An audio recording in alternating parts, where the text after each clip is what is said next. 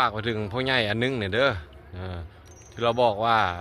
อย่ามาอยู่ไอ้เด้ออย่าภาคอีสานนะมันแห้งมันแล้งเพิ่นเอาเบิ่งเอาเด้อพ่อใหญ่เด้อผู้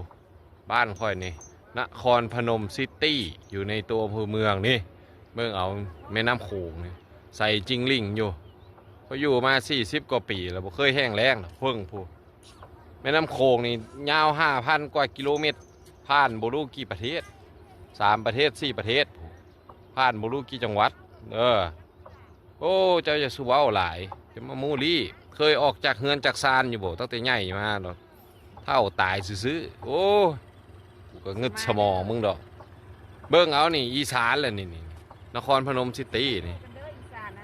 มันบ่ได้แห้งแล้งได้นี่จะเบิ่งเอาโอ้น้ำโขงแน่นี่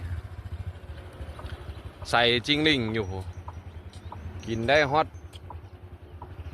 ศตวรรษหน้าโอ้โหมดใช้ได้มดอุปโภคบริโภคนะแต่มันสีท่วมมิแต่มันสีท่วมหัวเจ้าค่ะแหละ